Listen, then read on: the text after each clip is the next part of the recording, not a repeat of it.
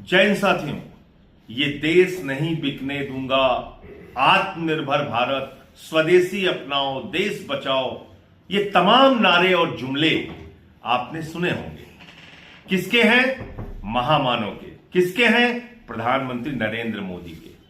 और अभी जब भारत और अमेरिका की ट्रेड डील हुई, जिसमें हम लोगों ने सवाल उठाया कि ये ट्रेड डील आपने अपने दोस्त अडानी को मिलने वाले सम्मान के बाद किया है, ये देश को बेचने का काम आपने दबाव में किया है, अपने दोस्त को बचाने के लिए किया है, और एप्स्टीन फाइल में प्रधानमंत्री नरेंद्र मोदी का नाम आने के बाद एक दबाव के कारण आपने अमेरिका के सामने भारत के करोड़ों किसानों के हितों को बेचा है।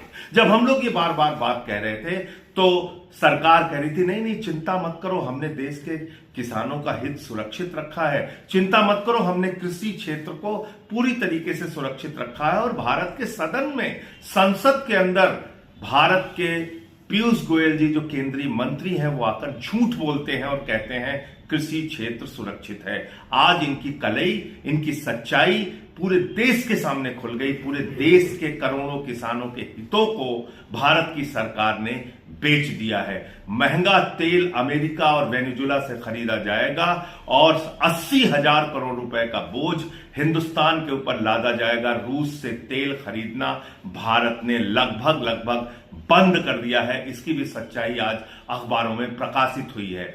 मैं अब आपको बताता हूं जो ज्वाइंट स्टेटमेंट जारी हुआ है, जो एक साझा बयान अमेरिका और भारत का जारी हुआ है, और वो बयान किसी मामूली आदमी ने नहीं जारी किया है।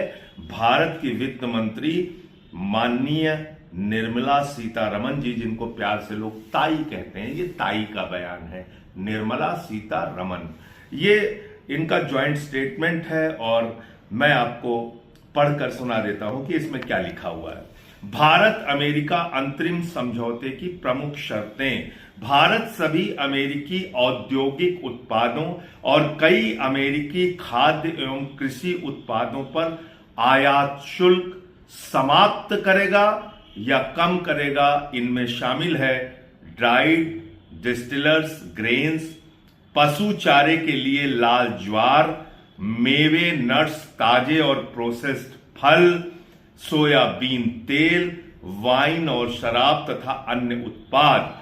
अमेरिका भारत से आने वाले उत्पादों पर 18% का पारस्परिक टैक्स लगाएगा, जिनमें कपड़ा और परिधान, चमड़ा और जूते, प्लास्टिक और रबर, जैविक रसायन, होम डेकर, हस्तशिल्पी